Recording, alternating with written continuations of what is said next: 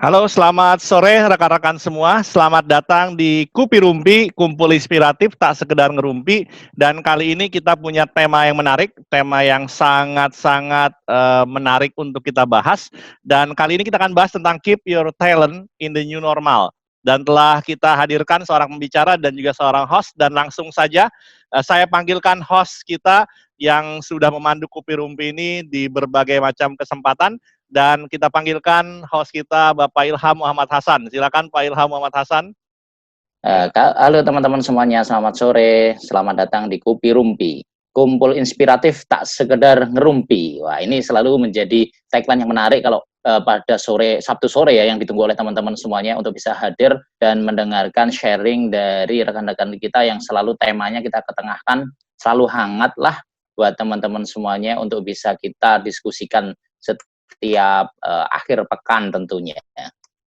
Oke teman-teman, pada sore hari ini kita tak lupa tentu saja selalu mengetengahkan topik-topik yang selalu hangat, yang tentu saja bermanfaat bagi kita semuanya. Untuk sore hari ini kita mengetengahkan tema Keep Your Talent in the New Normal. Tentu saja sudah hadir di antara kita abang kita, biasanya kita sering memanggil dia dengan Mas Heri Widiarsyo. Beliau ini kalau mungkin teman-teman ketahui salah satu HR manager di industri otomotif tentunya. Kalau saya boleh sebut Mas Heri ya, mohon izin untuk memperkenalkan juga. Oke.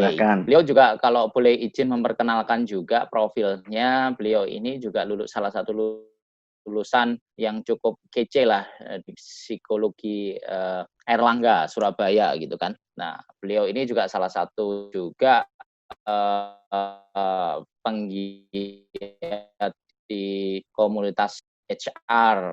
Jadi cocok sekali hari ini dia akan mencoba menyajikan sharingnya mengenai talent in the new normal. Kayak apa sih sebetulnya wujudnya itu? Nah, ini yang tentu saja apa sih bedanya pengelolaan dari talent management pada saat sebelum adanya COVID, dan tentu saja tantangannya pada saat COVID dan setelahnya seperti apa nanti kira-kira penampakannya. Seluruh perusahaan saya yakin saja untuk mengelola para talent, tetapi bagaimana dinamikanya, suka dukanya untuk kira-kira mengelola para talent itu menjadi keunikan atau kekhasan sendiri bagi para pengusaha atau bagi para perusahaan yang tentu saja ketika mengelola ini tentu saja opportunity-nya atau keuntungannya lah bagi perusahaan itu untuk meningkatkan dari kinerja perusahaan.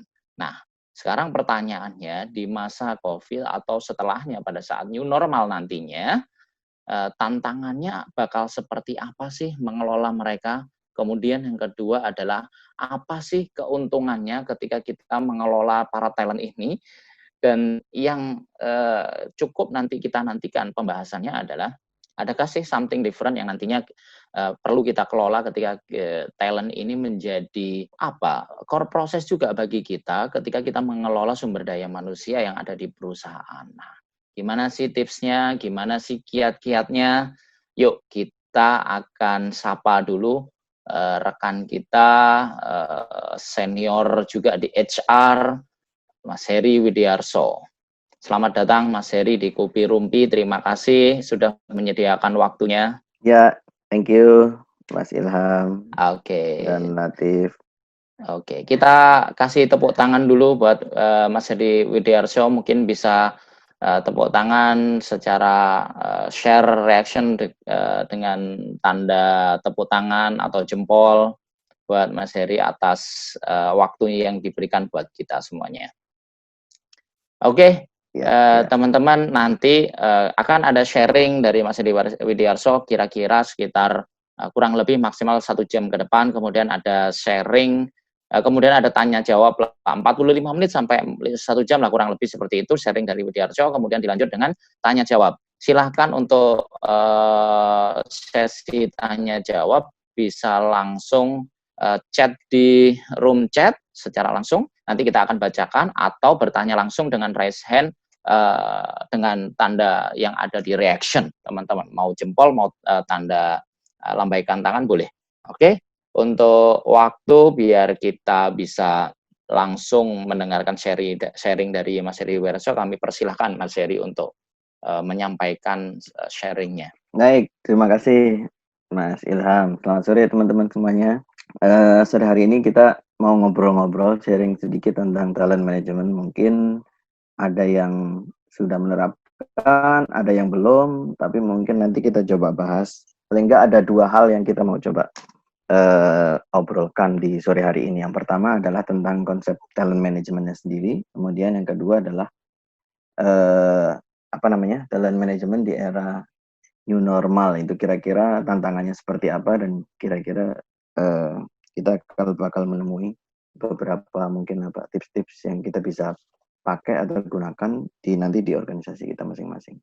Kira-kira akan seperti apa. Saya mohon izin untuk share screen. Nah, kalau kita berbicara tentang talent, sebenarnya talent ini kita bisa lihat ada dua pendapat atau pandangan tentang talent. Yang pertama adalah bahwa talent itu adalah orang, di mana berarti semua orang yang terlibat di dalam organisasi kita adalah talent. Pandangan yang kedua adalah talent itu tidak hanya orang, tapi orang-orang pilihan di antara orang-orang yang bekerja di dalam perusahaan atau di organisasi kita.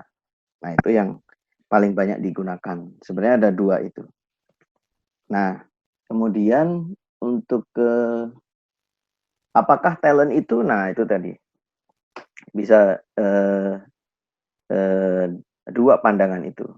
Tetapi kalau kita bisa kerucutkan bahwa talent management itu adalah tentang proses mencari, kemudian mengembangkan, dan juga melejitkan. Nah, mencari itu apa? Mencari itu adalah kita mengenal proses mencari itu bisa dari dalam, bisa dari luar. Kalau kita ngomongnya dari luar, berarti kita merekrut.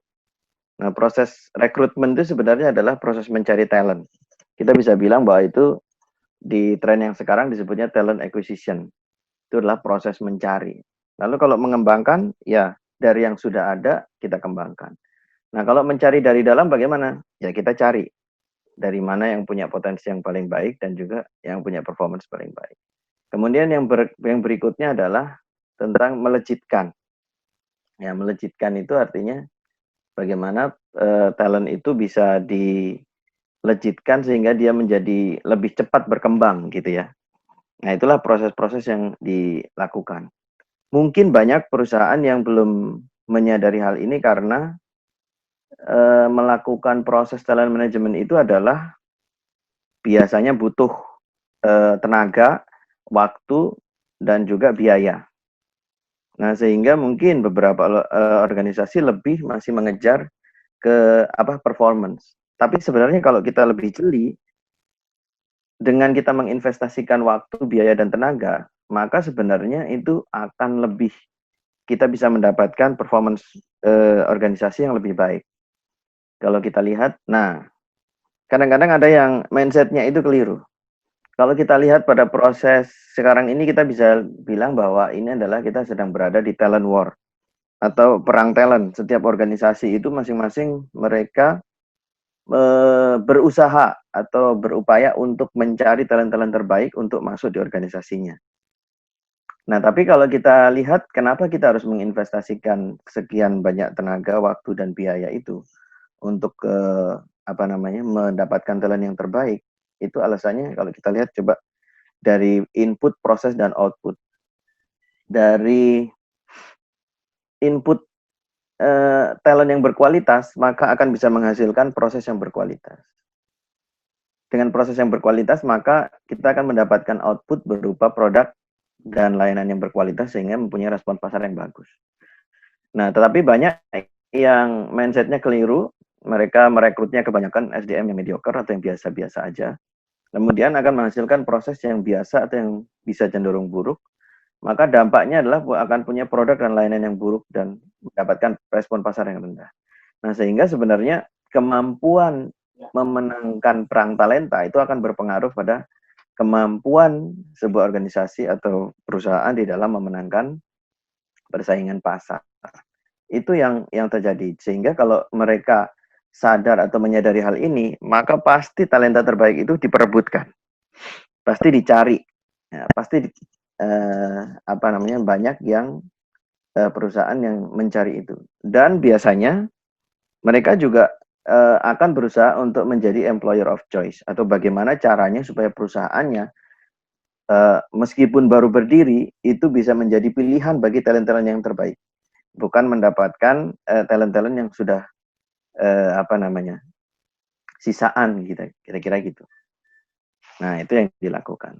Kemudian kalau melihat ini kira-kira kelihatan nggak bedanya? Sebenarnya awalnya platformnya berbeda ya dari masing-masing itu ya. Yang satunya itu adalah Gojek, satunya adalah Traveloka, dan satunya adalah Shopee. Nah, tiga-tiganya tentu berbeda, meskipun sama-sama e-commerce ternyata berbeda. Tapi kalau kita lihat ternyata di dalamnya itu ada fitur-fitur yang sama. Sama-sama ada isi pulsa, sama-sama ada experience tentang food gitu ya. Terus ada pengiriman barang, sama-sama ada pengiriman melalui mobil atau transport melalui mobil. Nah, kalau kita lihat sebenarnya mulai banyak e-commerce itu yang akhirnya bergeraknya kepada menghasilkan fitur-fitur yang sama. Padahal fitur ini adalah bagian dari keunggulan atau main bisnisnya dari mereka. Tapi kenapa bisa sama?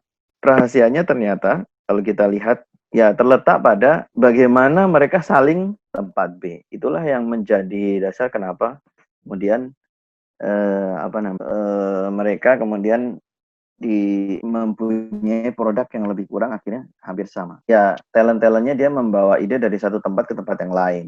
Kira-kira ya, itu menjadi kemudian menjadi sama ya persaingannya gitu ya. Nggak peduli platform awalnya apa, kemudian fiturnya menjadi relatif lebih mirip. Ini jadi sesuatu yang menarik.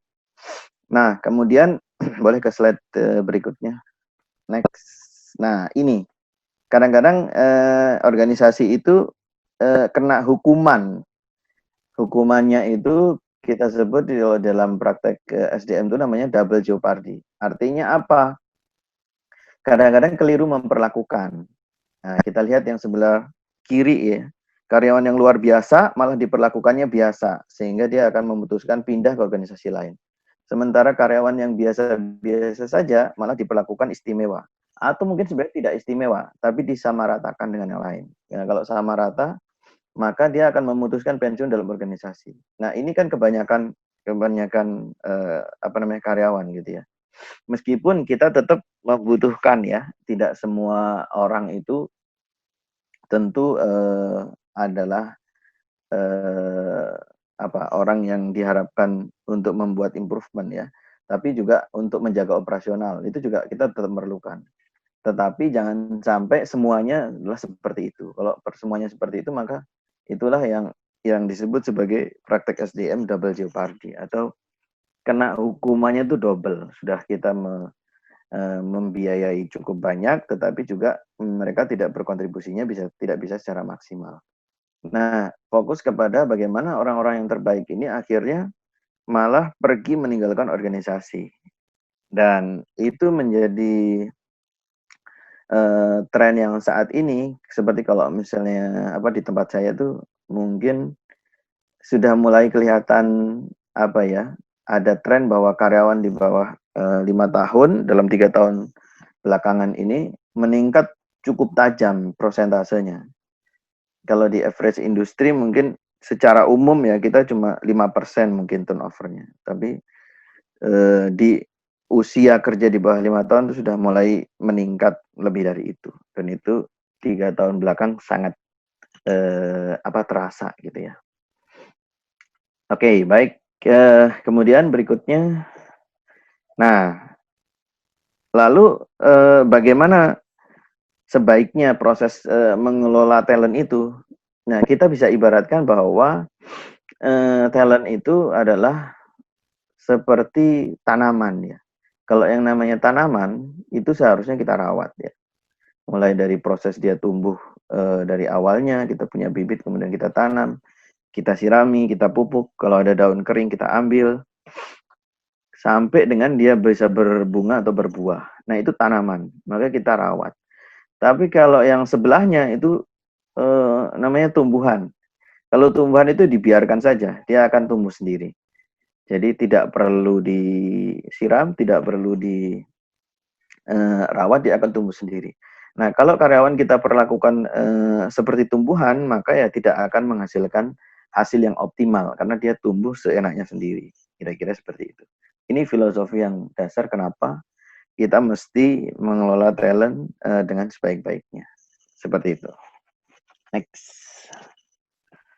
Nah, dibutuhkan talent management. Lalu talent management itu apa? Berikutnya boleh. Nah, ini dia. Jadi sebuah seperangkat proses yang ada di HR untuk tujuannya adalah attract tadi mendapatkan talent terbaik, kemudian develop, kemudian motivate dan retain produktif dan engage employees. Nah, itu tujuan-tujuan dari proses talent management. Harapannya adalah supaya perusahaan itu punya performance yang tetap baik gitu ya. High performance, kemudian sustainable organization gitu ya. Kemudian sesuai dengan tujuan dan target dari organisasi. Jadi memang ini bagian dari upaya yang strategis dari perusahaan. Jadi saya bilang tadi di awal mungkin ada yang perusahaan belum merasakan hal ini sebagai hal yang penting karena dia jam kepada proses mencapai performance. Padahal mencapai performance itu salah satunya dicapai dengan orang-orang yang terbaik. Karena bukan proyek-proyek besar yang akan menentukan suksesnya organisasi, tapi proyek besar yang dikerjakan oleh orang-orang yang terbaik. Kalau orang-orang itu tidak bisa mengeksekusi proyek itu, maka ya tidak terjadi prosesnya molor atau tidak sesuai dengan target atau hasil yang dicapai tidak sesuai yang diharapkan. Nah, itu mungkin saja terjadi dalam satu organisasi. Seperti itu. Nah, kemudian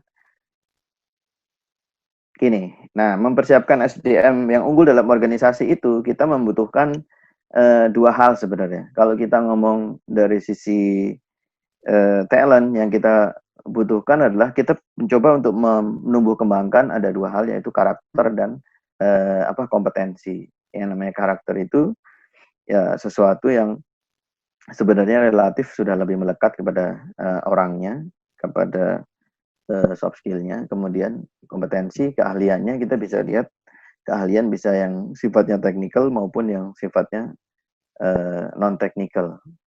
Nah, harapannya adalah dengan proses pengembangan SDM ini karyawan bisa mempunyai karakter dan kompetensi yang sesuai dengan persyaratan yang ada di dalam pekerjaan. Nah, tetapi kalau kita lihat dalam mempersiapkan SDM unggul itu juga ada tantangannya. Boleh berikutnya. Next. Tantangannya adalah paling nggak ada empat hal ini. Ya, yang pertama itu era digital. Apalagi kemarin pada saat mulai situasi pandemik itu benar-benar mulai kelihatan bagaimana kita semua mulai merasakan perubahan yang cukup drastis gitu ya. Bagaimana digitalisasi itu dilakukan di berbagai tempat termasuk di dalam pengembangan sumber daya manusia ini. Kemudian saya langsung ke kemampuan pemimpin karena ini sangat erat ya, sangat erat kaitannya bagaimana pemimpin atau atasan langsung dari yang ada di dalam organisasi itu akan berpengaruh terhadap bagus tidaknya talent yang ada. Nanti saya akan tunjukkan di bagian belakang kenapa ini menjadi sesuatu yang penting untuk kemampuan pemimpin. Kemudian yang berikutnya adalah generasi milenial. Mungkin sekarang tidak hanya milenial lagi, tapi juga Gen Z ya. Generasi Z sudah mulai masuk ke angkatan kerja gitu ya. Nah, generasi milenial ini sekarang ini mungkin sudah mulai mendominasi. Mungkin bisa jadi ada 70% rata-rata dalam organisasi, rata-rata generasi milenial. Satu lagi adalah aspek kerahasiaan. Kerahasiaan yang dimaksud di sini adalah itu tadi sebenarnya. Kita banyak meng-grooming talent, harapannya supaya kita tetap juga bisa tumbuh dalam organisasi, sehingga apa-apa yang penting yang ada di kita tidak terbawa keluar. Sehingga kalau kita tidak bisa menjaga talent juga, maka kerahasiaan kita sebenarnya sudah nggak ada. Jadi persaingannya menjadi lebih tough dan berat gitu ya. Oke, kemudian berikutnya ini mungkin secara umum ya tahap-tahapannya. Ya mungkin bagi yang belum melaksanakan program talent management ya, bisa kita lihat secara umum urutannya seperti ini. Pertama adalah pengukuran kompetensi. Jadi diukur orang-orang yang sudah ada di dalam organisasi itu diukur kompetensinya, baik teknikal maupun non-teknikalnya atau soft kompetensinya. Lalu habis itu dipetakan, dimasukkan ke dalam satu matriks untuk mengetahui seberapa besar potensi yang bersangkutan untuk berkembang. Nah, sekaligus dibikinkan rencana pengembangannya. Kemudian langkah berikutnya disiapkan program-program pengembangan untuk yang bersangkutan, dan bisa jadi setiap orang itu berbeda-beda. Karena dari hasil pengukuran kompetensi kita tahu kelebihannya ada di mana dan kekurangannya ada di mana. Nah, setelah itu baru pelaksanaan dan juga evaluasi. Ini kalau kita bicara dalam konteks yang normalnya biasa dilakukan ya di dalam proses talent management, ada proses-proses itu. Nah, tapi di dalam new normal mungkin menjadi sedikit berbeda gitu ya. Di era new normal ini sebenarnya tetap menjadi sesuatu yang sangat penting untuk dipertahankan talent-talent kita supaya yang pertama adalah untuk mempertahankan performance perusahaan. Kalau kita lihat kondisi-kondisi perusahaan sekarang ini, kita bisa bagi sebenarnya ya ke dalam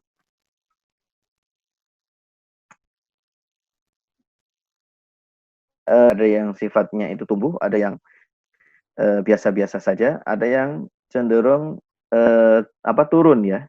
Nah, secara umum di Indonesia mungkin ya sama juga. Di Indonesia juga mengalami ketiga hal itu ya.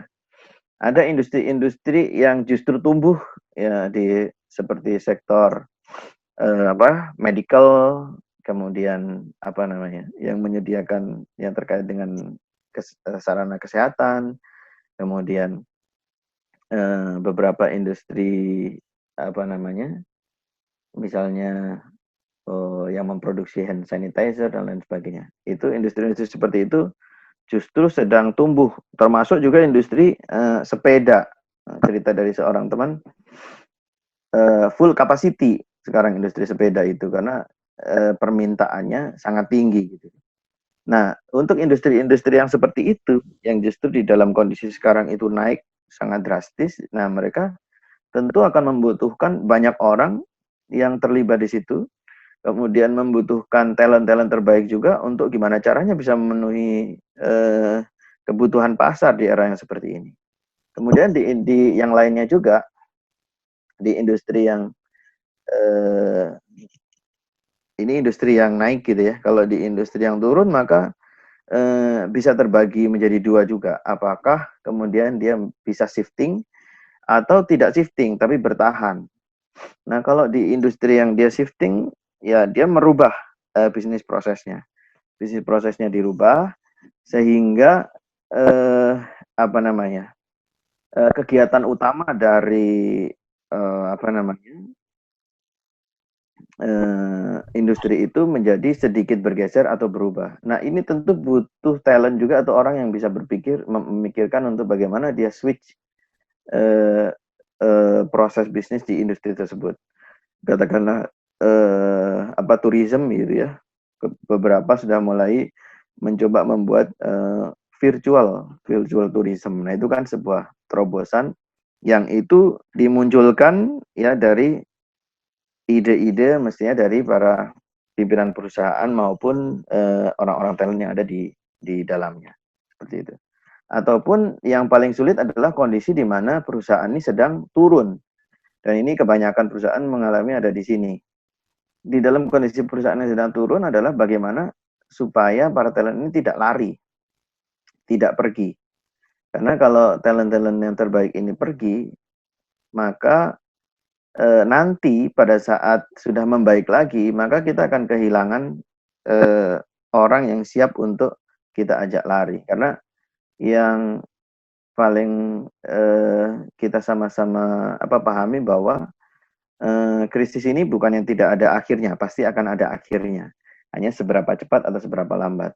Nah, di masa-masa seperti ini justru sebenarnya adalah para talent ini mesti kita jaga dan kita develop juga supaya dia tetap merasa secure bersama perusahaan kita dan juga ikut berkontribusi supaya nanti pada saat balik lagi kondisinya, maka akan menjadi andalan bagi performance perusahaan. Itu alasan yang pertama. Kemudian alasan yang kedua adalah karena apa? Karena talent ini adalah untuk memastikan masa depan. Kalau kita bisa bagi menjadi dua ya dalam organisasi, ya karyawan itu sebenarnya ada yang kehadirannya di situ adalah untuk sebagai think tank, sebagai yang membantu top management untuk memikirkan apa masa depan perusahaan. Dia hadir di situ bukan untuk mengerjakan pekerjaan sehari-hari, tapi untuk menggaransi masa depan dari perusahaan. Nah, kita bisa bilang sebagai think tank, kemudian diharapkan di situ juga menjadi inovator, memunculkan hal-hal yang baru, sekaligus menjadi strategic solution.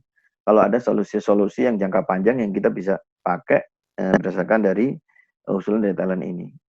Nah, inilah yang akan menjadikan perusahaan itu tumbuh atau growth. Kemudian sebagian besar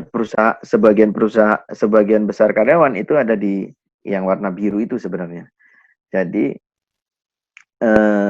dia bertugas untuk menjaga proses yang excellent, menjaga supaya target itu bisa tercapai, kemudian secara rutin melakukan continuous improvement dan juga managing risk supaya tidak jatuh kepada praktek-praktek yang kurang excellent, kira-kira gitu. Nah, yang biru ini adalah tujuannya untuk menjaga sustainability. Ya, perusahaan membutuhkan dua-duanya. Ada yang butuh dalam kondisi sekarang ini kita tentu butuh ya sustainability dan butuh growth. Untuk jangka panjang kedua-duanya juga dibutuhkan. Nah, kalau perusahaan itu hanya punya mayoritas karyawan untuk menjaga sustainability saja, maka saya bilang tadi, kalau kita tidak punya talent, maka jangan berharap perusahaan bisa nanti tumbuh.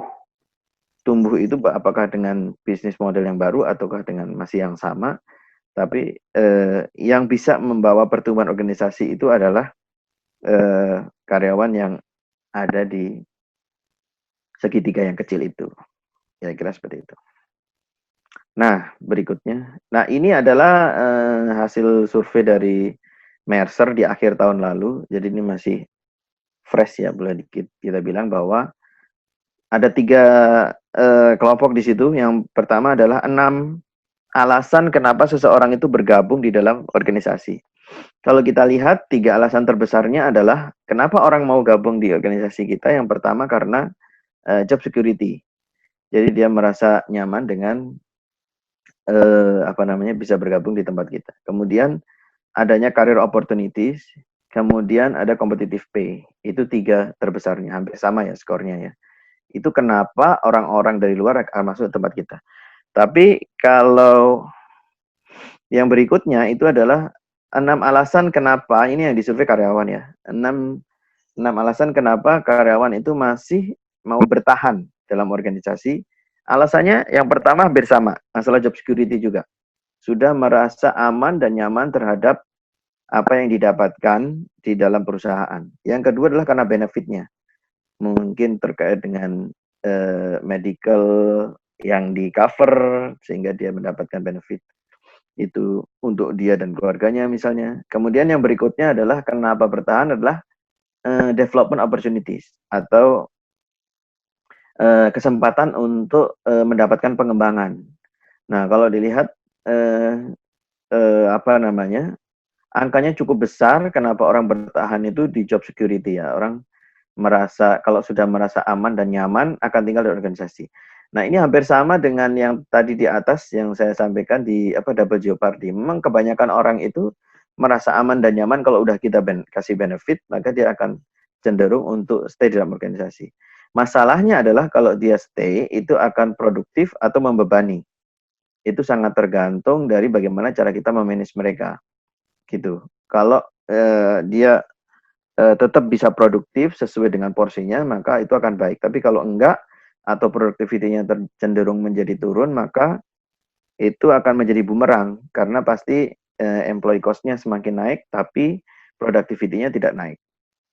Itu pasti akan bermasalah.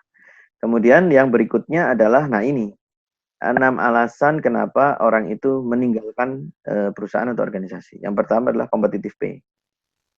Competitive pay itu artinya berarti kompetitor lain lebih kompetitif di dalam memberikan kompensasi. Kemudian yang berikutnya adalah managers atau atasan. Ini menarik ya, karena dibilangnya adalah mereka meninggalkan perusahaan itu karena atasannya. Nah, atasannya itu ngapain sebenarnya? Kenapa dia sampai meninggalkan perusahaan? Nah, dengan berbagai alasan biasanya terkaitnya itu atasan itu ya mulai dari proses perencanaan yang tidak jelas, pada saat pelaksanaan biasanya misalnya pressure yang tinggi tapi tidak dihargai dengan apresiasi yang mencukupi, maka dengan kompetisi yang ketat ya orang cenderung akan lari berpindah mencari atasan baru di tempat lain, kira-kira begitu itu yang terjadi. Kemudian di nomor 3 agak kecil, 3, 4, 5, 6, 7, 7 dan ke belakangnya, ke bawahnya sebenarnya ada tapi kecil-kecil banget karena menjadi banyak alasan untuk resign-nya. Nah, ini adalah untuk survei yang global. Artinya secara umum yang dilakukan di Asia Pasifik. Kemudian untuk yang berikutnya, ini adalah khusus yang di Indonesia. Nah, di Indonesia ini juga ada shifting atau ada perubahan ya. Yang pertama cukup besar juga ya, yang 2 tahun lalu itu masih di nomor 2, itu sekarang nomor 1. Itu lack of clear career path and opportunity to grow. Jadi mereka merasa meninggalkan organisasi itu karena nggak ada kejelasan karir dan tidak ada kesempatan untuk berkembang. Itu yang paling banyak menjadi alasan kenapa seseorang itu pergi meninggalkan perusahaan. Kemudian yang berikutnya, ini turun justru dari 2 tahun yang lalu, ada 43%, low pay competitiveness, jadi terkait dengan kemampuan perusahaan untuk membayar kompensasinya. Kemudian, nah, ini hampir sama dengan yang global, tapi yang global tadi nomor 2. Kalau yang ini adalah unpleasant relationship with peers or supervisor. Nah, yang ini adalah hubungan antara yang bersangkutan dengan rekan dan juga dengan atasan. Kembali lagi muncul ya, menjadi 23% di situ. Terus berikutnya adalah kalau yang nomor 2 tadi terkait kompensasi, kalau yang ini terkait dengan benefit yang 21%. Terus di nomor 5 masih ada high stress level. Nah, tapi tahun lalu itu nomor 3, 2 tahun lalu nomor 3, kemudian di survei ini sudah masuk turun menjadi nomor 5. Nah, yang menarik adalah yang pertama tadi. Yang pertama itu adalah bahwa ternyata perusahaan itu perlu menyediakan kejelasan karir path atau jalur karirnya, dan juga selain ada jalurnya juga kesempatan untuk bertumbuh dan berkembang itu perlu diberikan. Maka program-program talent management ini tetap perlu dilaksanakan meskipun dalam kondisi yang sekarang ini. Pasti harus melakukan dengan berbagai cara supaya tetap bisa dijalankan, karena memang ini menjadi satu yang penting untuk menahan supaya talent tetap bisa stay bersama kita dalam suatu organisasi. Karena memang ya milenial mungkin berbeda dengan pada zaman dahulu, mungkin perusahaan di mana orang masuk dalam satu perusahaan pasti akan stay sampai pensiun gitu ya. Mungkin agak berbeda karakteristiknya. Nah, berikutnya. Nah, maka kita membutuhkan namanya retaining strategi. Paling tidak ada 5 hal ya, yang mencakup 5 hal ini dalam retaining strategi bagaimana supaya talent-talent terbaik itu tetap bertahan. Yang pertama mau nggak mau adalah compensation dan benefit. Itu menjadi penting kalau kita lihat yang tadi, ya selalu masuk 3 besar sebenarnya. Kalau perusahaan kita itu memberikan kompensasi dan benefit yang baik, maka ya relatif lebih bisa menahan para talent. Itu beberapa tahun tidak pernah lepas dari 3 besar selalu kalau disurvei. Naik turun ya, antara bisa nomor 1, bisa nomor 2, nomor 3, tapi selalu ada itu. Kemudian development activities. Ada aktivitas pengembangan yang ditujukan untuk karyawan. Kemudian engagement activities. Jadi activity yang ditujukan untuk bagaimana caranya bisa meng-engage mereka. Ini bisa bermacam-macam caranya ya. Kemudian yang keempat adalah challenge dan recognition. Jadi diberikan tantangan dan juga diberikan rekognisi gitu ya. Ya ada proses apresiasinya. Jadi orang itu kalau nggak dikasih kerjaan, orang bagus kalau nggak dikasih kerjaan maka dia akan pilihannya 2, akan dia keluar atau dia akan turun. Dia bertahan dalam organisasi tapi akan turun kalau memang tidak diberikan challenge atau tantangan. Kemudian yang kelima, work life balance fulfillment. Kalau bisa diberikan bagaimana caranya work life balance itu. Kemudian retaining strategi itu juga perlu mempertimbangkan hal sebagai berikut dalam implementasinya. Jadi nomor 1 adalah bahwa kebutuhan setiap karyawan itu bisa berbeda-beda. Maka sekarang ada tren namanya flexible benefit ya, flexible benefit yang bisa membuat satu blend benefit yang bisa jadi tidak sama, tidak pukul rata, bisa berbeda-beda antara satu dengan yang lainnya. Kemudian yang berikutnya adalah benefit ya, yang terkomunikasikan dengan baik kepada setiap talent. Nah, ini menjadi challenging gitu ya, karena kita tetap harus menjaga equality ya, secara benefit dengan karyawan yang lainnya, tapi kita juga tetap harus mengkomunikasikan jika ada sesuatu yang berbeda kepada talent. Sehingga apa yang kita sudah berikan itu betul-betul diapresiasi atau sampai. Jangan sampai kita sudah berikan tapi talent masih merasa enggak, ini masih sama aja. Kemudian yang ketiga adalah belum tentu semuanya bentuknya adalah materi atau tangible benefit. Yang terkait dengan challenge dan recognition itu tadi bentuknya bukan sesuatu yang tangible, tetapi sesuatu yang bisa dirasakan oleh karyawan. Kemudian yang keempat, equality dalam implementasi services pada HR kepada karyawan. Nah, berikutnya boleh next. Nah, ini. Nah, ini sebagai contoh aja sih. Kalau misalnya apa sih yang kita bisa lakukan? Yang pertama contohnya kalau dikompensasi adalah memastikan talent tidak terkena pengurangan kompensasi. Ya, mungkin saya nggak tahu di tempat masing-masing pengurangan kompensasinya bentuknya apa gitu ya. Apakah penghilangan beberapa benefit misalnya atau sampai ada pengurangan sampai ke gaji misalnya, barangkali, mudah-mudahan sih nggak ada ya. Kemudian yang kedua, jika dimungkinkan tetap ada benefit yang bisa di-switch. Ya, selama COVID misalnya diberikan tunjangan kuota karena misalnya WFH gitu ya. Kemudian misalnya ada pulsa atau penambahan benefit kesehatan tertentu, misalnya mengadakan rapid test atau misalnya sumbangan untuk swab test misalnya. Nah, ini benefit-benefit yang terkait dengan kesehatan ini menjadi sesuatu yang penting untuk menunjukkan empati perusahaan terhadap karyawan. Kemudian yang berikutnya adalah development activities. Nah, sebaiknya jangan putus development ini.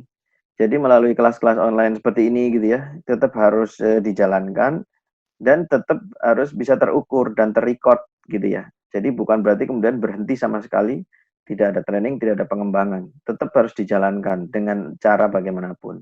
Dan secara berkala juga tetap di-review dalam prosesnya. Kemudian yang berikutnya adalah engagement activities. Ini tentu kita agak sedikit berbeda engagement. Kalau ngomong engagement activities tentu nggak bisa sama dengan kegiatan yang biasanya ya. Karena kita nggak bisa berkumpul, nggak bisa apa gitu ya. Nah ini intinya ya tetap harus ada komunikasi. Misalnya sekarang mungkin ada yang kondisinya masih 50% belum masuk ke kantor, tapi komunikasinya tetap harus dijaga melalui review rutin. Nah review rutin ini semakin berkala semakin bagus, karena sebenarnya working from home itu merubah cara kerja kita. Reviewnya mungkin menjadi lebih ringkas, lebih cepat, tapi lebih sering gitu ya, menjadi lebih sering. Misalkan kalau biasanya reviewnya mingguan, bisa jadi ini sehari bisa 1 kali atau 2 kali, seperti itu. Kemudian berikutnya adalah challenge dan recognition. Nah ini tetap misalnya contohnya adalah dikasih project assignment tetap dijalankan gitu dan dimonitor gitu ya. Terus kemudian proses ada pengukuran performance yang lebih jelas dan terukur. Nah sekarang kan banyak apa namanya platform yang bisa dipakai untuk kita bekerja secara tim, secara online. Nah seperti itu. Kemudian yang terakhir adalah work-life balance dan fulfillment adalah ini menjadi penting ya untuk memberikan keleluasaan dan kepercayaan penuh ya bagi para talent selama working from home ya untuk dapat berkreasi dan menyelesaikan pekerjaan. Intinya sih memberikan keleluasaan dan kepercayaan. Karena banyak pimpinan itu yang tidak percaya. Jangan-jangan nih nonton film aja nih, nonton apa drama Korea gitu ya, nonton YouTube, jadi nggak kerja gitu di rumah. Nah itu seringkali pimpinan merasa seperti itu gitu. Nah sebenarnya dengan yang atas tadi, dengan direview rutin gitu, itu sudah cukup sebenarnya. Selebihnya kita harus percaya pada mereka. Kalau nggak percaya pada mereka ya sudah repot gitu kan. Kalau misalnya ya kita nggak bisa apa namanya, nggak bisa tidak mempercayakan pada mereka. Yang penting secara report dan result kita tetap masih bisa lihat dan secara proses engagementnya tetap apa namanya berjalan gitu ya. Tetap ada komunikasi ya. Jadi kadang-kadang mungkin ada rule-rule yang tidak tertulis, misalnya jam berapa mesti standby. Kalau misalnya di apa namanya chat nggak ada, berarti akan saya telepon misalnya ya. Atasan mesti bisa mengatur seperti itu, kayak gitu. Kemudian, nah misalnya menyepakati jadwal pertemuan itu juga menjadi penting ya, pertemuan online maksudnya. Setiap jam berapa kita meeting dan sebagainya. Nah intinya sih ada 3 poin di sini. Next, yang pertama adalah trust in people, kemudian align process dan clear measurement, kemudian communication. Ini 3 ini nih retaining strategi yang perlu kita terapkan melalui 5 aspek itu tadi. Bentuknya mungkin bisa beragam dan bermacam-macam, bisa berbeda-beda juga, tapi intinya memberikan ketiga hal ini itu memberikan kenyamanan proses kerja pada karyawan. Dari sisi si pekerja juga jangan-jangan, dari sisi si karyawan juga jangan-jangan merasa gini, saya sudah melakukan banyak hal dan mungkin lebih berat dibandingkan kalau kerja biasanya. Karena WFH ini menjadi buat beberapa orang itu bisa menjadi lebih berat, jam kerjanya bisa jadi lebih panjang dan sebagainya. Tapi kalau ternyata atasannya malah merasa enggak kok, resultnya tidak lebih baik daripada kalau kamu masih working from office misalnya. Nah itu proses trust-nya nggak terjadi, komunikasinya nggak berjalan gitu ya. Maka clear measurement ini menjadi sesuatu yang penting gitu ya. Karena kalau dari pengalaman saya sendiri sebenarnya dengan working from home itu beberapa target malah bisa ditarik maju. Yang tadinya kita rencanakan baru dilakukan di bulan Juni atau Juli misalnya, ternyata sudah bisa kita selesaikan sebelumnya. Nah itu menjadi sesuatu yang perlu dikomunikasikan di dalam tim itu. Seperti itu. Kemudian berikutnya ini adalah development strategi yang lainnya. Development strategi yang lainnya adalah ada namanya upskilling atau reskilling. Kalau upskilling itu adalah belajar tentang new skill ya. Jadi skill yang baru diberikan kepada karyawan. Kemudian satu lagi reskilling. Reskilling ini adalah belajar sesuatu supaya karyawan itu bisa mengerjakan pekerjaan yang berbeda. Gitu. Kalau yang upskilling itu di job yang sama, kalau reskilling itu di job yang berbeda. Job yang berbeda ini biasanya kalau industrinya itu berubah. Contoh misalnya kalau di hotel, biasanya itu dia melayani pelanggan untuk yang akan stay istirahat di situ gitu kan. Tapi ternyata misalnya di beberapa hotel yang merubah kamarnya itu menjadi tempat untuk karantina mandiri, menjadi tempat karantina gitu ya. Tentu karyawan yang di situ itu mesti dilakukan reskilling gitu ya, karena kompetensinya dan pekerjaannya yang dilakukan itu berbeda dengan pekerjaan dia yang sebelumnya. Nah, ini juga bisa jadi development strategi yang diterapkan pada masa COVID ini. Gitu. Terus berikutnya next. Nah, berikutnya lagi kalau misalnya kita tetap harus meng-hire talent, paling enggak ada 3 poin nih yang bisa kita pertimbangkan, karena bisa jadi sebagian mungkin tidak melakukan perekrutan, tapi seandainya ada talent yang keluar, tentu kita tetap harus mencari juga kan. Nah, yang pertama adalah jangan lupa build credibility and company image. Jadi gunakan sarana sosialisasi di dunia maya. Ini saatnya untuk perusahaan itu untuk menyapa para calon karyawannya, misalnya pakai LinkedIn atau IG atau Facebook dan sebagainya. Pokoknya ya harus berkomunikasi gitu, tetap muncul gitu ya. Nah, optimal, yang menggunakan optimal itu artinya postingnya secara rutin. Jadi mungkin perlu hire Mimin untuk mengerjakan itu semua ya, posting rutin, kemudian berinteraksi dengan netizen gitu ya. Kalau perlu kasih kuis atau giveaway atau apa, nah lakukan gitu ya. Kemudian tetap sharing opportunity dan company values, dan ada target yang ditetapkan. Maksudnya misalnya target followersnya berapa dan sebagainya kayak gitu. Jadi tetap harus membangun credibility-nya di sosial media. Termasuk apa yang dilakukan, misalnya saya ambil contoh beberapa yang startup yang melakukan pengurangan karyawan, misalnya Grab dan Gojek lah katakanlah ya.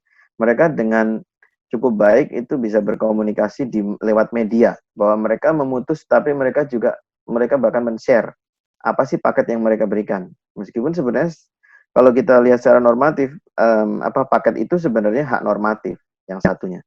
Tapi yang dia betul-betul akan berikan yang kelihatan kesan empatiknya itu adalah mereka juga memberikan beberapa hal yang mungkin perusahaan lain tidak berikan.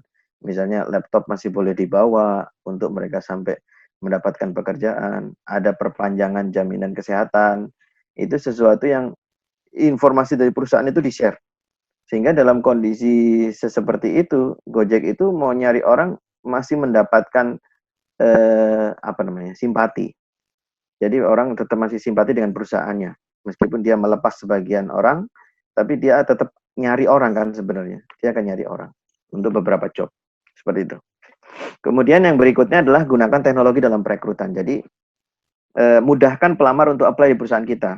Nah, bagaimana employee experience-nya di dalam melamar di perusahaan kita itu jadi sesuatu yang penting ya. Jangan sampai malah ribet di era seperti ini. Mesti datang segala macam. Kalau bisa gunakan teknologi ya gunakan teknologi. Interview online, tes online, kemudian remote recruitment itu adalah mungkin jadi new normal ya. Maka teknologi harus dibangun. Dan kemudian kecepatan itu juga menjadi kunci, karena sekarang menjadi lebih cepat aja. Menjadi lebih cepat orang untuk apply kemana-mana. Kemudian yang berikutnya adalah efektif dan fleksibel dalam perekrutan. Yang pertama, bisa Anda kenali hot jobs-nya bagi perusahaan kita. Apa sih di mana para kandidat itu berada. Sekarang misalnya yang lagi rame adalah misalnya bisnis analis gitu ya. Bisnis analis itu rata-rata orangnya ada di mana mereka. Nah, itu harus kita cari. Kemudian tetapkan strategi untuk approach mereka, lakukan secara rutin, dan melakukan fleksibilitas pekerjaan dan fleksibilitas untuk source kandidat. Jadi dengan segala macam cara, kalau tetap harus meng-hire, ya kira-kira 3 poin ini yang menjadi penting untuk kita lakukan. itu ya sudah selesai untuk slide-nya. Oke, saya kembalikan ke Mas Ilham. Silakan. Oke, Mas Heri. Wah, luar biasa nih sharingnya. Ini yang kita tunggu-tunggu. Artinya kan kita sebetulnya tahu betul bahwa gimana sih pentingnya talent ini perusahaan, dan tentu saja menunjang perusahaan atas kinerjanya, apalagi dalam suasana yang seperti ini. Tentu saja kinerja perusahaan tetap didorong oleh keberadaan dari para talentnya. Nah, ada banyak pertanyaan nih dari teman-teman nih Mas Heri, cuman saya juga sedikit terkulik juga mengenai adanya talent gitu kan ya. Ada yang menarik, kemarin sempat bertanya nih, ada teman gitu sempat bertanya kepada saya, nih ya kalau dengan kondisi yang kayak gini sebetulnya seberapa valuable sih bagi perusahaan untuk mempertahankan para talentnya, apalagi kan kondisinya sejauh ini perusahaan juga dalam tanda kutip mungkin di salah satu sisi mengalami penurunan, tetapi kalau kita lihat dari sisi investasinya untuk mempertahankan para talent ini cukup tinggi juga, gitu kan.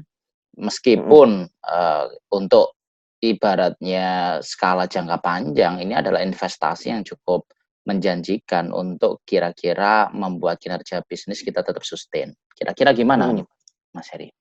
Ya, oke. Kalau sebenarnya gini, namanya talent itu kan orang-orang pilihan, satu itu. Betul. Orang-orang pilihan. Yang kedua adalah dia sebenarnya mesti punya fleksibilitas atau ready untuk ditempatkan di mana saja.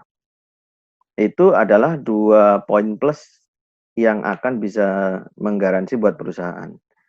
Kalau misalnya artinya strategi pengurangannya misalnya, kita kalau ngomong pengurangan manpower misalnya, kita harus sisir dari yang tidak memberikan value yang lebih besar. Jadi cari karyawan-karyawan yang secara value-nya itu di dalam kondisi normal aja udah nggak 100%. Apakah ada? Ada, pasti ada. Misalnya karyawan yang indisipliner, kemudian karyawan yang tidak produktif, atau yang performance-nya selalu paling bawah, gitu ya. Di dalam setiap unit itu pasti ada yang seperti itu. Nah, akan lebih baik kita menghilangkan yang itu tapi menahan yang atas gitu. Kalau secara ininya adalah ya kita berusaha untuk tidak ngelepas semuanya, tapi kalau misalnya pilihannya sulit pasti akan memilih ngelepas yang mana. Kira-kira begitu sih. Oh, oke.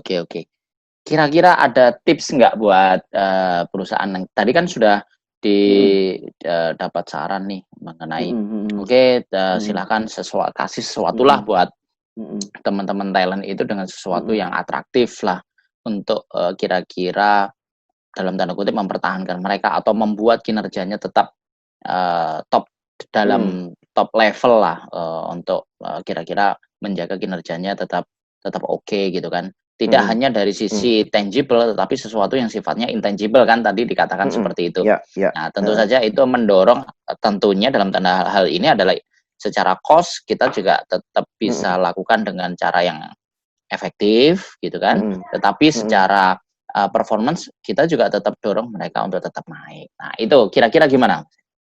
Nah, kalau terkait dengan hal itu ya, tadi yang menarik adalah talent ini kan orang yang punya potensi dan performance yang selalu baik ya. Jadi memberikan mainan yang tepat dengan target yang terukur itu menjadi penting. Jangan sampai dia loss dalam kondisi seperti ini malah kemudian project di hold tidak bisa dijalankan misalnya. Dia bisa di switch digabungkan dengan karena dalam kondisi-kondisi kayak gini itu perusahaan tuh butuh task force atau mungkin dia bisa mengerjakan banyak proyek-proyek singkat yang butuh pemikiran untuk menjadi usulan buat perusahaan.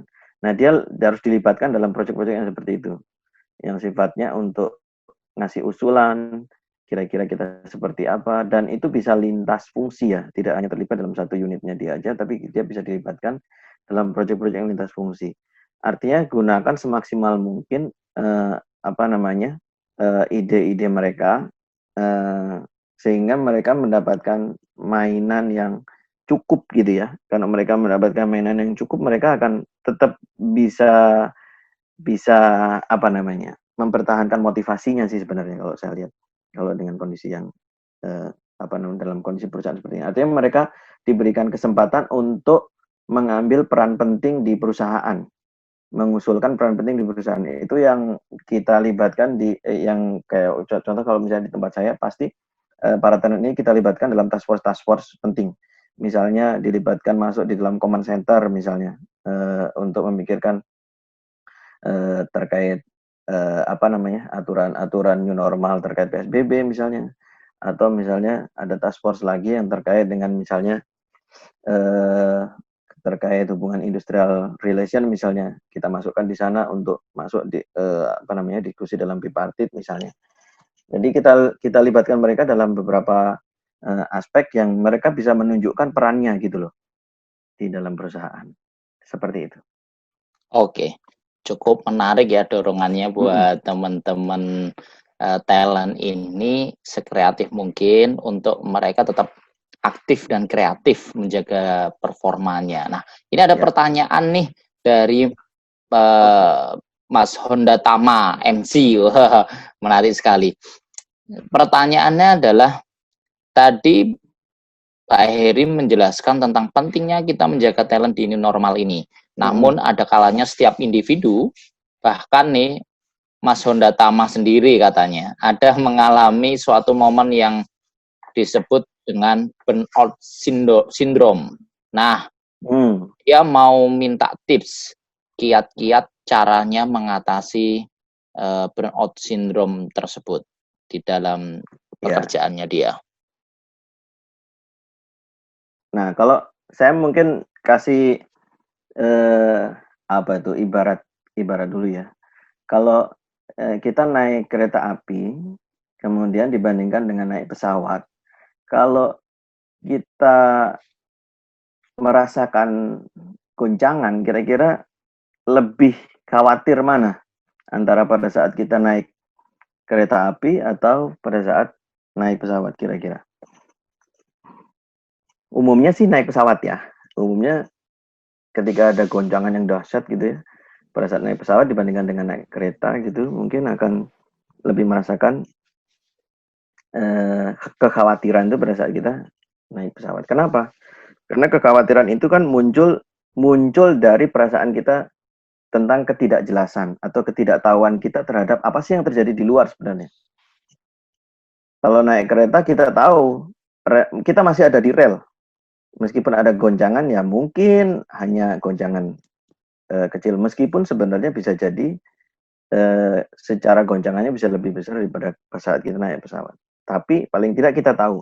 Sementara kalau naik pesawat biasanya hanya disampaikan apa namanya, pesawat sedang dalam keadaan tidak baik. Tapi tidak baiknya itu nggak tahu. Di luar itu terjadi apa, sedahsyat apa kita tahu. Yang membuat kita khawatir, cemas, burnout segala macam itu sebenarnya adalah kecemasan kita karena ketidaktahuan terhadap apa yang terjadi saat itu atau sedang terjadi. Maka semakin clear atau semakin jelas situasinya bagi kita, itu akan menyebabkan kita menjadi lebih fokus. Lebih jelas itu artinya apa? Lebih jelas itu maksudnya, oh perusahaan kita itu sekarang turunnya berapa persen sih? Kalau kita sedang turun misalnya. Terus kemudian ke depan kira-kira 2 bulan itu prediksinya akan seoptimis apa sih? Kita harus punya keyakinan seperti itu yang istilahnya dapat informasi itu kalau bisa juga dari pimpinan perusahaan. Itu yang membuat para karyawan juga akan menjadi lebih tenang. Seperti naik kereta api jadi lebih tenang dibandingkan dengan misalnya ada goncangan atau turbulence di pesawat. Itu yang sama-sama kita harus menyadari bahwa kita itu akan tenang kalau kita tahu. Seperti halnya kalau kita nyetir mobil sendiri dengan yang di samping setir itu pasti lebih tenang yang nyetir. Kenapa? Karena kita tahu. Kita tahu kapasitasnya, kita tahu remnya, kita tahu gasnya, kita tahu kemampuannya, kita bisa ngukur gitu. Untuk bermanuver kita bisa ngukur. Nah, itu harus bisa di-share kepada penumpang yang lain. Itu. Seperti itu. Oke. Sangat menarik. Ini ada hubungannya dengan satu pertanyaan yang cukup Menarik nih dari mungkin kita juga sama-sama kenal Mbak Ellen Mareta. Minggu lalu sharing ya kayaknya ya, Bang Latif ya. Betul. Tapi Materi sekali kita ini minggu lalu. dia jadi materinya cukup ciamik lah.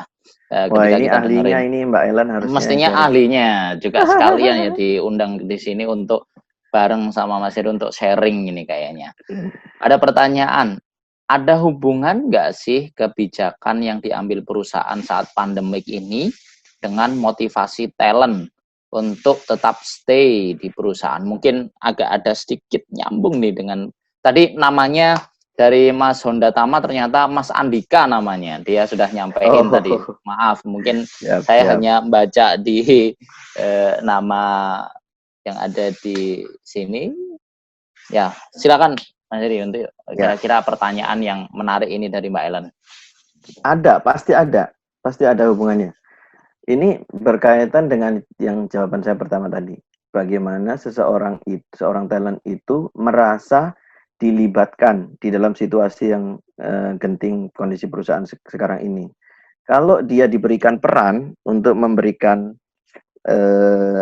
sumbangsihnya, maka engagement-nya tuh naik sebenarnya. Pada saat dia dikasihkan peran, misalnya dimasukkan ke dalam project apa atau task force apa gitu ya, saat ini untuk memberikan usulan kepada perusahaan, itu mereka akan engagement-nya naik. Kalau engagement sudah naik, pada saat engagement naik, mana mungkin dia akan tega meninggalkan perusahaan itu. Karena sudah nempel, karena dia sedang nempel gitu. Meskipun kondisinya misalnya memburuk ya perusahaannya.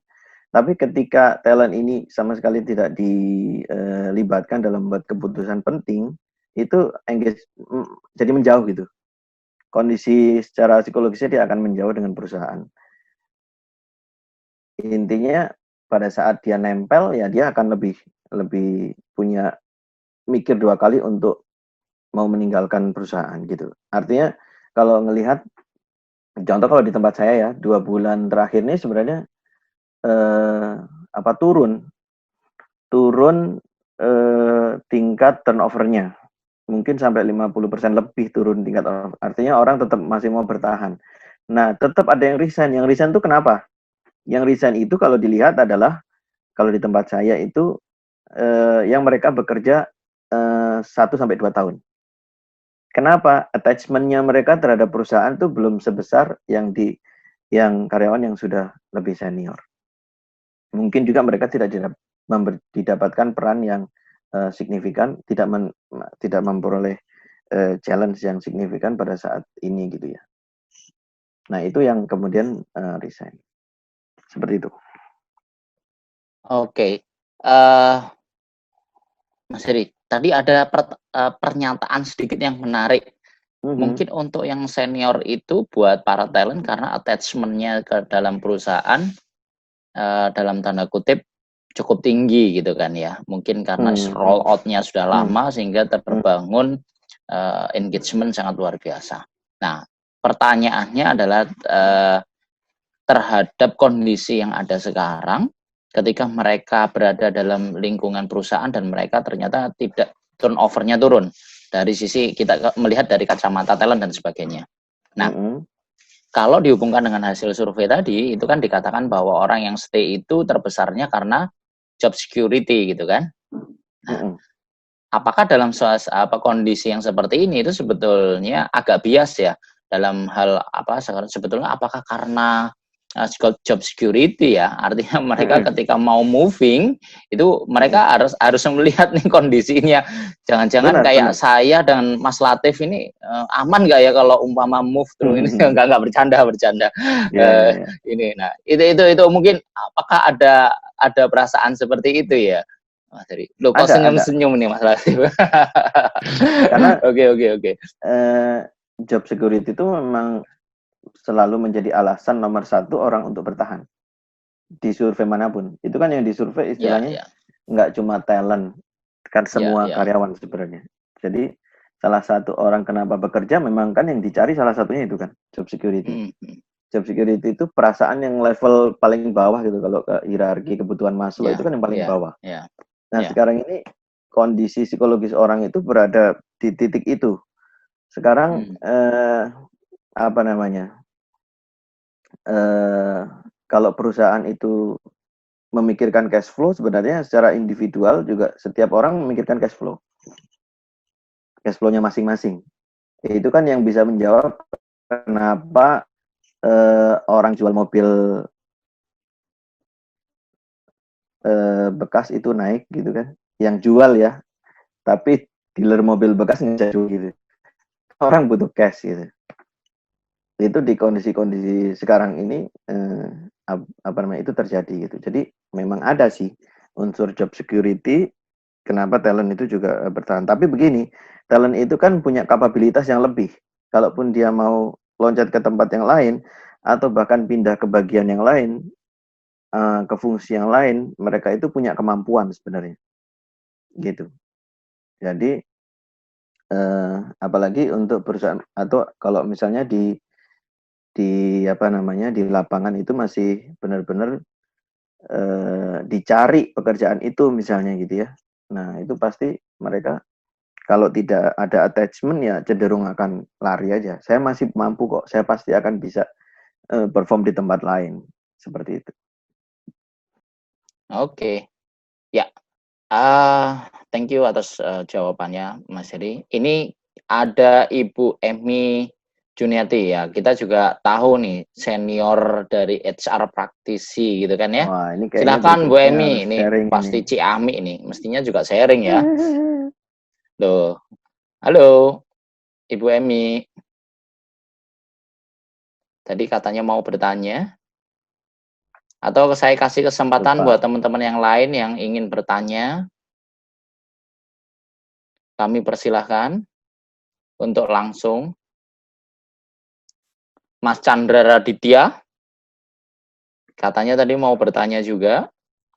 Ini ada Ana Sulaiman, biasanya bertanya tuh, Mas Sule. Oh iya. Bang Sule, ini pengikut setia Kupi Rumpi. Jadi setiap Kupi Rumpi dari awal pertama kali sampai sekarang selalu ikut. Oke, mungkin sambil nunggu yang lain, mungkin lagi ngambil kopi atau apa gitu. Saya coba bertanya lagi, boleh Mas Heri ya? Boleh, boleh. Gini, yang menarik tadi tantangan dari apa namanya talent ini adalah salah satunya adalah digital, gitu kan ya? Digital. Berarti kita berbicaranya mengenai industri 4.0 yang pada saat waktu sebelum adanya COVID itu sangat gaung didengung-dengungkan gitu ya. Ya. Sangat lagi in lah, hot lah katakanlah seperti itu. Dan saat ini mungkin ada yang akselerasi, ada juga inisiatif yang baru atas digitalisasi dan sebagainya. Nah, kira-kira untuk para talent nih, ada nggak sih adaptasi kompetensi khusus dari mereka yang saat ini sedang in bagi perusahaan untuk diasah, gitu kan? Apakah dari sisi behaviornya atau gimana? Mungkin Mas Heri bisa sedikit cerita pengalamannya atau yang terjadi di perusahaannya Mas Heri, atau Mas Heri ngelihat dari beberapa perusahaan yang ada di Indonesia atau di luar negeri gitu. Kami persilahkan. Kalau secara umum seperti ini kan, secara umum digital transformation itu sekarang dipercepat dengan sangat dramatis oleh COVID ini, karena orang mau tidak mau sekarang dipaksa untuk menggunakan platform yang selama ini sebenarnya sudah ada tapi tidak pernah digunakan gitu ya. Misalnya Zoom seperti ini kan sebenarnya sudah cukup lama juga, tapi kita tidak pernah menggunakan ini atau jarang menggunakan ini sebelumnya. Tapi sekarang ya orang sekarang memakai gitu, bahkan mungkin setiap hari sekarang kita meeting juga menggunakan itu. Nah, artinya ada yang dipercepat tuh. Yang dipercepat itu adalah kompetensi digital savvy atau teknologi savvy. Itu sudah dipercepat secara otomatis. Tapi tentu tidak semua orang itu bisa dengan cepat mengikuti. Karena butuh penyesuaian-penyesuaian. Kalau yang dilakukan di tempat kami pas awal-awal dulu itu, kita ajarin. Jadi bagaimana cara menggunakan kalau di tempat saya pakai Teams, Microsoft Teams ya biasanya misalnya itu ya. Kita buatkan tuh informasi-informasi dan kita ngulik semua tentang Teams itu gimana caranya untuk supaya lebih efektif bikin kolaboratif tim pakai menggunakan MS Teams gitu ya. Kemudian di-sharingkan informasinya. Kemudian ada training online juga kita berikan bagaimana tips working from home untuk karyawan juga kita kasih. Kemudian untuk para pimpinan kerja juga kita kasih, karena ini pimpinan kerja kan rata-rata mungkin Gen X gitu, mungkin ada sebagian yang baby boomers yang mereka malah mungkin masih belum begitu percaya gitu apa yang terjadi gitu. Mereka masih berusaha untuk misalnya meeting offline, di mana itu beberapa waktu yang lalu kan tidak mungkin gitu ya, karena semuanya ada di rumah. Nah, itu yang kita lakukan. Jadi sebenarnya seperti memberikan ini proses change management ya. Kita berikan change management supaya tapi secara umum sebenarnya mayoritas orang sebenarnya lebih cepat bisa menyesuaikan diri, meskipun itu juga butuh diberikan informasi supaya kalau misalnya ada yang ketinggalan, ya ini menjadi new normal sih sebenarnya bagi kita, kegiatan yang seperti ini, dan artinya tetap bisa produktif, tetap bisa efektif meskipun tidak ada pertemuan muka gitu, tidak bertemu muka. Seperti itu. Oke, terima kasih. Adakah dari teman-teman yang mau bertanya kembali, mungkin Mas Andika kalau masih ada yang mau ditanyakan, atau teman-teman yang lain mungkin? Kami persilahkan juga. Oke, Mas Andika katanya mau bertanya lagi. Kami persilahkan untuk unmute.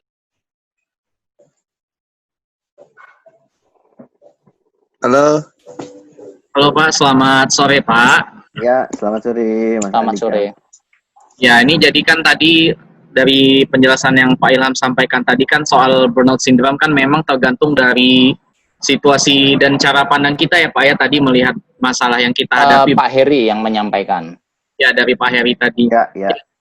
Kadang-kadang begini Pak, kalau saya ngelihat sih Pak dari anggota tim saya, dari sales people juga kan, kadang-kadang kita sudah kasih kemudahan, kita kasih mereka data follow up, kita kasih mereka cara supaya bisa dapat prospek customer tanpa harus keluar lapangan, apalagi kan kita tahu sendiri ini di tengah pandemi ini kan memang lagi sulit seperti ini. Tapi kadang-kadang mungkin dari sisi individunya atau mungkin dari sisi manajemen saya juga mungkin yang salah, jadi hasilnya masih belum maksimal, masih belum kelihatan hasilnya di sini.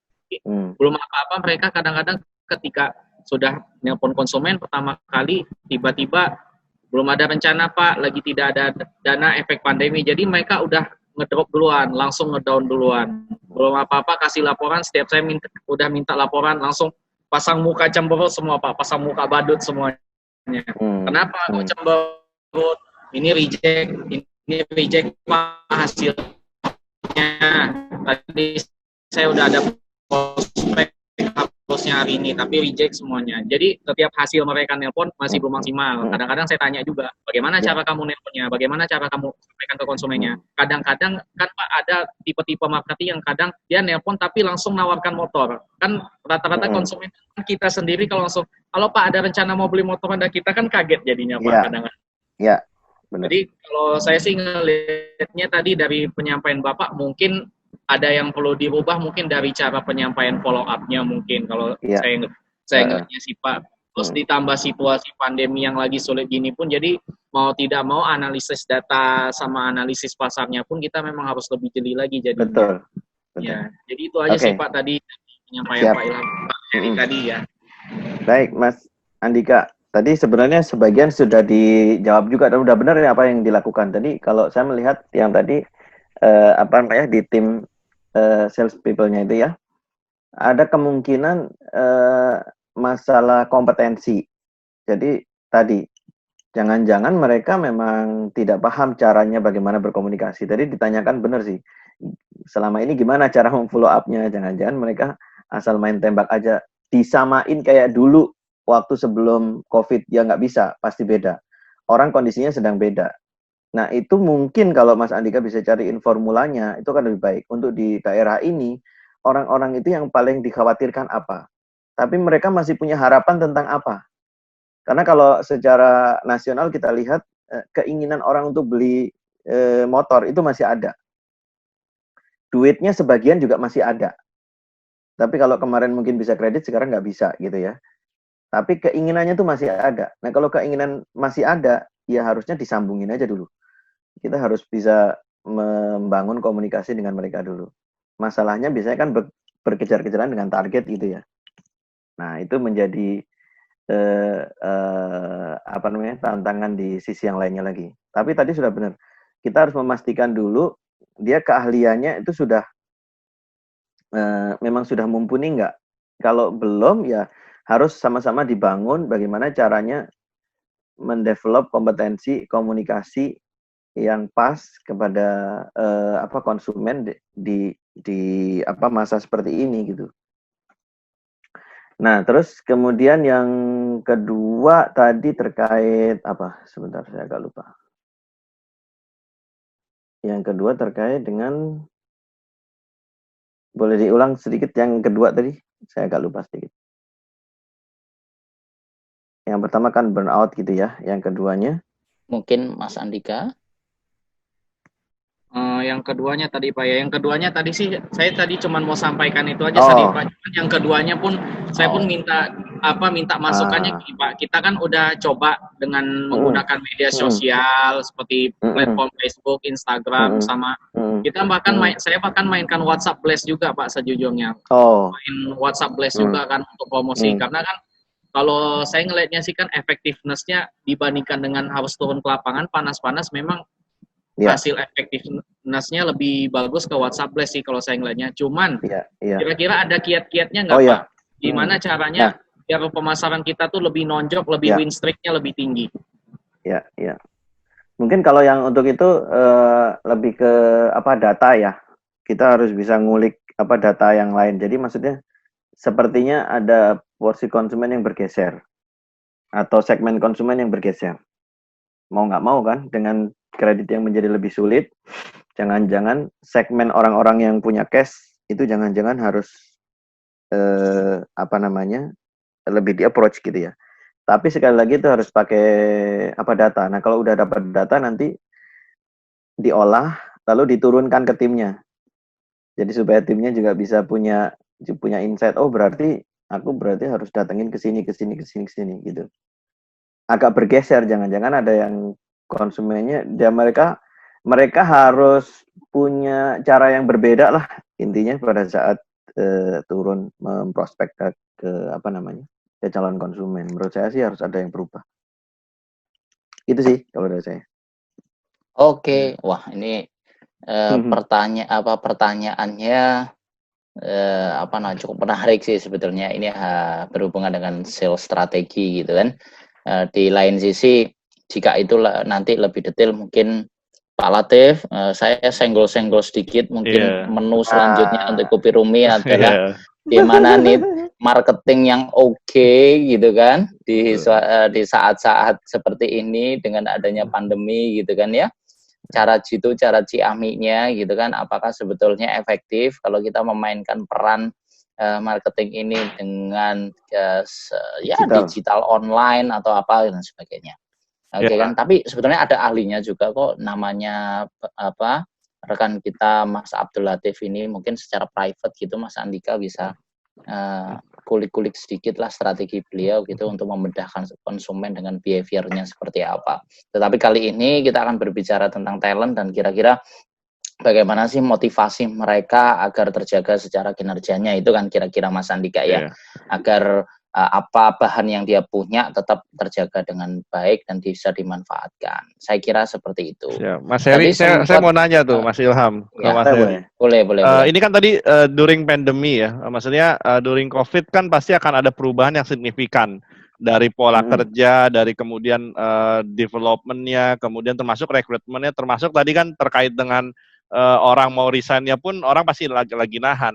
Nah, kira-kira ke depannya apa yang masih bertahan polanya, apa yang nanti bakal berubah? Maksudnya hal apa yang polanya akan ketemu? Apakah jangan-jangan work from home akan jadi satu kecenderungan baru untuk proses bekerja, atau nanti setelah COVID ya sudah tidak ada lagi work from home, atau seperti apa Mas Heri? Kalau dari sisi future-nya ya, masa depan lagi kira pandangannya seperti apa Mas Heri? Ya. Ramalan. Jadi sebagian sekarang udah intinya kalau menurut saya gini, setiap yang sudah menemukan pola baru dan orang itu nyaman mulai melakukannya, itu kemungkinan akan jadi new normal. Contoh working from home. Nah, sekarang banyak perusahaan yang dulunya belum punya aturan untuk WFH, itu mulai mencoba bikin aturannya. Aturannya itu maksudnya apa? Ya, supaya untuk memperjelas rule-nya. Misalnya tentang sistem absensinya, terus durasinya mesti berapa lama, terus proses reviewnya mesti dilakukan berapa kali. Nah, ini semua sekarang lagi nyari pola, gitu kan. Mungkin ada yang seminggu sekali, ada yang setiap hari, ada yang sehari 5 kali, misalnya gitu. Nah, sekarang yang kalau dari sisi bagaimana cara bekerja, mungkin working from home sama split teams itu mungkin akan jadi pola yang baru. Meskipun sebenarnya ini bukan hal yang baru untuk di dunia IT, itu sudah cukup lama. Perusahaan-perusahaan IT itu sudah cukup lama menggunakan working from home ini, atau bekerja dari mana aja gitu ya. Atau ada juga yang sekarang istilahnya itu remote office. Jadi dia tidak berada di rumah, tidak berada di kantor, tapi berada di suatu tempat yang dekat dengan kantor. Gitu. Jadi dia nggak perlu ke kantor, nggak perlu kemana-mana, ya dia pakai ada remote office. Nah, ini mungkin akan memunculkan, bisa jadi kayak pelaku bisnis baru yang merubah tuh. Kalau sekarang kan mungkin ada co-working space gitu ya. Tapi kan itu untuk meeting kalau yang dulu sebelumnya. Kalau ini bukan untuk meeting, tapi untuk kerja mungkin individual. Jadi mungkin kayak bilik-bilik warnet gitu, jangan-jangan nanti ya. Yang penting dia secara individual, karena terus terang gini, orang working from home itu tidak semuanya punya infrastruktur yang memadai. Ya, kalau dia misalnya tinggal di dalam satu rumah, ternyata rumahnya itu tidak cukup punya tempat, atau punya tempat tapi rame-rame dengan yang lain, kan berisik gitu kan, nggak bisa kan sebenarnya. Jadi orang itu butuh tempat sebenarnya, butuh tempat untuk paling nggak dia bisa ngomong tidak terganggu, tidak berisik dan mengganggu yang lain juga gitu kan. Atau Makanya bapak akan rumah tangga muncul atau ibu rumah tangga punya anak juga sama Nah, tuh. Tantangan betul. juga. Itu sekarang kan benar. Nah, mungkin akan ketemu hal yang baru seperti itu. Kalau yang terkait dengan itu mungkin kayak gitu. Terus kemudian penggunaan digital kayak model e-learning seperti ini mungkin akan jadi sesuatu yang biasa juga. Yang sesuatu yang akan, ya mungkin blended learning ya jatuhnya ya. Kadang mungkin kelas offline masih dibutuhkan, tapi juga akan digabungkan dengan kelas yang online seperti ini. Nah, terus terang kelas online ini jadi efektif karena bisa dari mana saja kita bisa mendapatkan proses pembelajarannya, termasuk juga latihan-latihan pun sebenarnya di kelas online seperti ini kan juga dimungkinkan gitu, udah mulai dimungkinkan seperti itu. Siap. Oke, thank you. Oke. Itu tadi pertanyaan yang menarik tentang work from home. Sebetulnya work from home sendiri bagi kita kalau sudah sering-sering di rumah juga kadang-kadang bosan juga kata-kata teman-teman dan lupa ngantor itu. Mau ke Sunter ternyata malah ke arah Jakarta Selatan. Wah. Aduh. Oke, teman-teman mungkin ada yang mau ditanyakan? Itu ada dari Andika masih sedikit sama Ana Sulaiman tuh. Mungkin dari teman-teman yang lain, rekan-rekan ada yang bertanya mungkin. Tadi, ini ada dari Mas Ana Sulaiman, lagi-lagi beliau yang cukup aktif di Kumpul Rumpi. Adakah kesalahan yang terjadi saat new normal terkait mengikuti tren dalam bisnis? Apakah harus mengikuti juga? Oh, mungkin boleh begini nggak, Mas Ana? Tadi ada pertanyaan. Iya, boleh nggak langsung ngomong biar nanti ceritanya lebih dapat lah, gitu kan? Oke. Tunjukkan mukamu. Oke. Ya, aduh, maaf nih terlambat. Nggak apa-apa. Yang penting kehadirannya Mas Ana Sulaiman ini tetap kita tunggu lah. Kalau Kopi Rumpi luar biasa, inspirasi lah buat saya, buat keluarga juga. Oke. Pertanyaan saya kan sekarang ini zamannya ya udah kita tahu ya, udah pasti semuanya ada di rumah.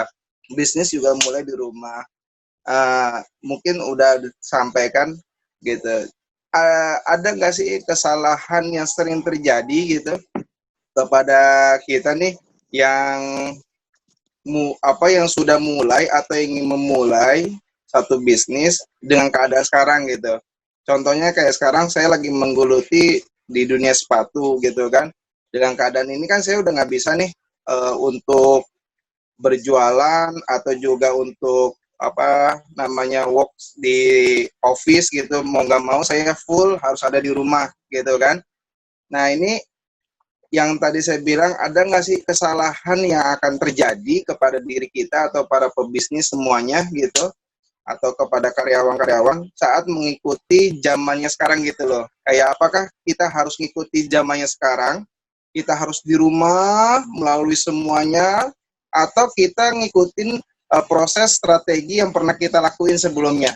Karena kan saya takutnya kayak biasa kita door to door nih gitu kan, lewat kayak tadi ada yang teman kita nih yang sales gitu kan, lihat dari database-nya gitu, terus juga mungkin dari WhatsApp Blast gitu kan, dari Instagram, Facebook. Nah sekarang kan orang lebih kepada cenderungnya, apalagi ke saya, dunianya dunia kesehatan, terutama ke sepatu.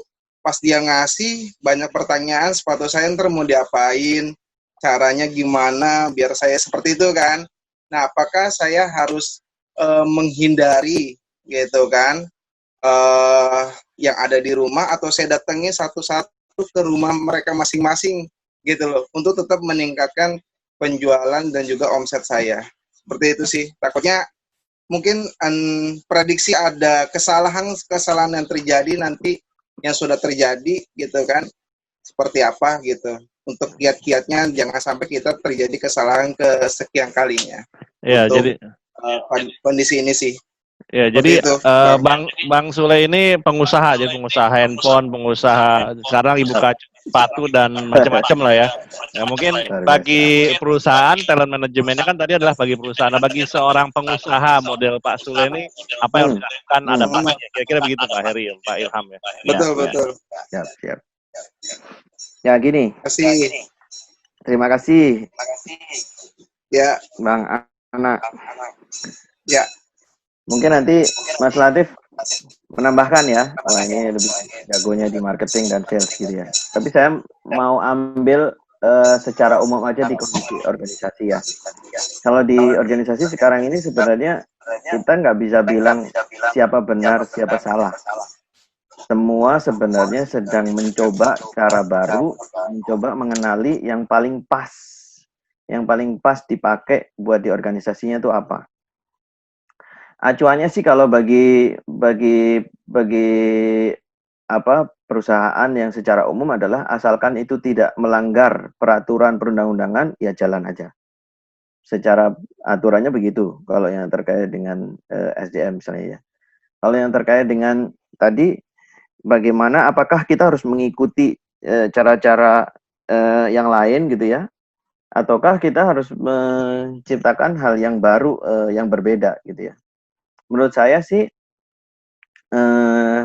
yang pertama adalah yang terkait dengan mengikuti yang lain. Mengikuti yang lainnya itu dalam artian adalah secara teknologinya. Secara teknologinya rasanya nggak ada salahnya kalau kita mengikuti, kalau itu baik.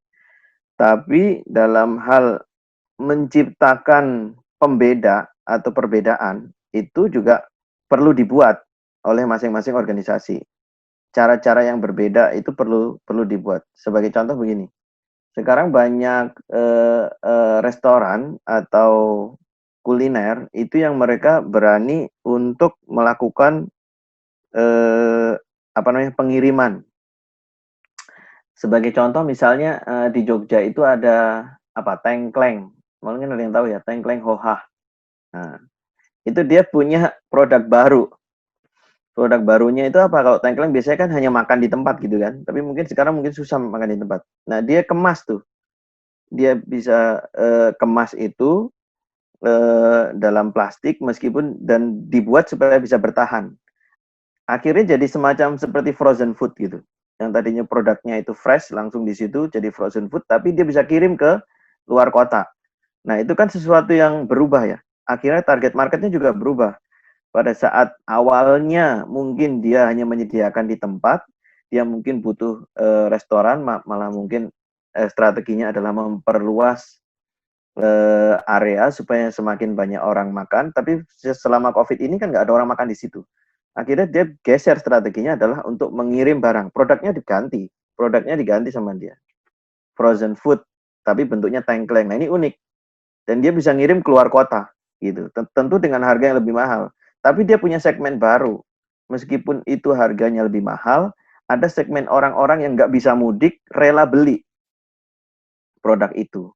Nah, gitu. Nah, menciptakan konsumen-konsumen baru ini juga satu strategi penting di dalam organisasi untuk nyariin pasar yang sebelumnya belum digarap sebelumnya. Gitu Ya. mungkin dari saya. Mungkin Mas Latif ada tambahan. Ya, saya kalau tadi ngambil tiga poin dari Mas Heri tadi yang sempat Mas Heri sharing terkait dengan talent management, sebenarnya juga sama seperti konsumen manajemen gitu, relationship management terhadap konsumen. Kalau tadi Mas Heri bicara tentang trust people.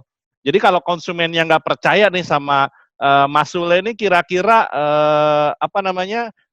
bersih nggak sih sepatu saya dicuci sama Kang Sule. Kemudian Kang Sule ini ketika saya nyuci sepatu ke Kang Sule, kira-kira sepatu ini Kang Sulenya bebas nggak sih dari COVID dan lain sebagainya. Jadi kalau dia sudah percaya terkait dengan itu, reputasi Kang Sule sudah dibuktikan, nanti baik via medsos atau apapun, itu akan oke tuh.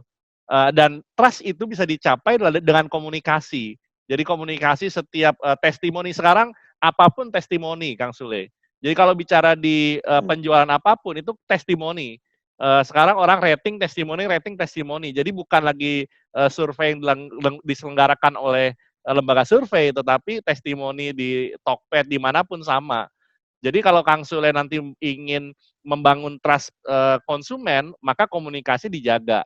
Dan di internal tadi Pak Heri kan cerita tentang alignment di proses dan lain sebagainya. Nah itu di Kang Sule harus perbaiki itu juga. Jadi selain perbaiki komunikasi di internal Kang Sule, efisiensi, kemudian alat-alat apa sih yang bisa dimanfaatkan untuk membangun trust dan komunikasinya. Ditunjukkan nih setiap kali saya mencuci sepatu yang satu, alatnya saya bersihkan dulu baru mencuci yang dua. Itu hal-hal itu penting diatur juga oleh Kang Sule. Kira-kira kalau saya memanfaatkan 3 poin Pak Heri itu sama poinnya talent management dengan konsumen management relationship. Kira-kira itu sih Kang Sule. Oke, luar biasa. Tambahan yang sangat nampol dari Mas Latif atas pertanyaan dan menambahi dari Mas Heri tadi atas pertanyaan dari Mas Anas Sulaiman. Keren. Dan ada satu lagi menarik Pak Ilham. Oh, jadi, masih ada tambahan satu lagi. Sekarang contoh kecepatan ya. Penting tuh misalkan gini, si Nippon Pen dia bikin satu produknya adalah misalnya dia melakukan satu produk cat anti COVID. Saya nggak tahu tuh anti COVID-nya gimana. Jadi semua orang tuh akan mengkaitkan apapun dengan COVID karena yang paling membuat orang menahan untuk beli adalah tingkat safe dia terhadap kesehatan, security, health security. Jadi kalau kita sudah menyentuh pada core health security, itu poin penting pertama. Berikutnya nanti poin-poin berikutnya apa? Oh, saya diberikan kemudahan, diberikan apa. Nah, jadi sentuh poin paling penting saat ini adalah security. Si Hokben sekarang menyediakan satu frozen food, model frozen food tadi Pak Heri dan Pak Ilham.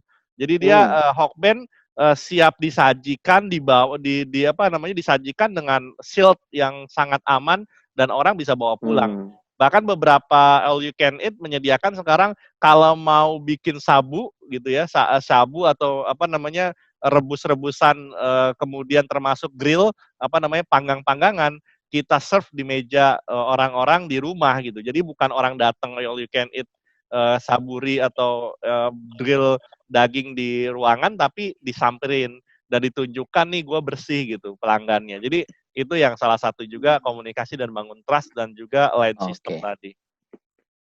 Oke. Pak Latif. Oke. Menambah nggak? Oke. Iya. Waktunya udah habis kali ya. Boleh, waktunya sudah habis. Mungkin ada sesi khusus untuk membahas hal ini karena materi ini menarik. Kita bisa usulkan lah ke abang kita Mas Latif untuk ya membuat sesi khusus mengenai marketing dan sebagainya. Itu cukup menarik sih saya kira. Oke, mungkin pada sesi selanjutnya kali ya Mas Anas Sulaiman. Iya, iya, iya. Jadi Untuk kita bisa kalau semua lanjutkan pertanyaan di kembali. sekarang, nanti Kang Sule mungkin sesi berikutnya nggak mau datang. Jadi supaya datang di tiap biar sesi harus hadir terus. to be continue lah. Nggak, Biar yang soalnya lain saya juga ikut penasaran kayak gitu ada kan. pikiran itu buat Ya. kayak kita kolaborasi sama para artis gitu kan. Ya, Ya sekarang ya, ada ya. vlog Oke, kayak begitu loh. Ya, thank Atau you Mas gimana Sulaiman. Nanti gitu. mungkin kita akan bahas di sesi selanjutnya. Karena waktu juga yang harus Siap. kita akhiri perbincangan yang menarik pada sore hari ini. Mungkin untuk Mas Heri bisa kasih conclusion dari semua yang kita sharingkan sebagai penutup pada acara pada sore hari ini. Kami persilahkan. Oke, jadi sebagai penutup seperti awal yang saya bilang tadi ya, kemampuan memenangkan pasar itu sangat tergantung juga kemampuan kita untuk mendapatkan talenta yang terbaik atau mempertahankan talenta yang terbaik. Jadi kalau kita sudah ada punya orang-orang terbaik, ya jangan sampai itu lepas gitu. Kira-kira sih seperti itu closing dari saya. Oke, ya terima kasih Mas Heri. Yang penting adalah dalam sebuah organisasi, khususnya perusahaan yang notabene salah satunya adalah baik itu dari sisi profit maupun sosial benefit, tentu saja tetap dihadirkan bagaimana kita mengelola talent dengan baik, dan ini tentu saja untuk kedepannya mampu untuk mendorong kinerja bisnis atau organisasi tetap terjaga sustain sesuai dengan visinya masing-masing. Saya kira itu adalah akhir dari perbincangan kita pada sore hari ini. Apabila masih ada yang ingin diperbincangkan atau ditanyakan atau di-sharingkan untuk bisa saling mendapatkan jawaban buat teman-teman, kami persilakan untuk menghubungi langsung Mas Heri gitu kan ya. Bisa nanti DM ke kita untuk kita share nomor HP-nya. Mungkin itu dari kami rekan-rekan semuanya. Terima kasih atas kehadirannya. Terima kasih untuk Mas Heri yang sudah sharing pada sore hari ini. Cukup bermanfaat bagi kita semuanya. Nantikan tema-tema kita pada Kupi Rumpi selanjutnya. Kumpul inspiratif tak sekedar ngerumpi. Selamat sore rekan-rekan semuanya. Kita kasih tepuk tangan buat Mas Heri yang sudah sharing pada sore hari ini. Terima kasih. Assalamualaikum warahmatullahi wabarakatuh. Waalaikumsalam. Terima kasih banyak rekan-rekan semuanya.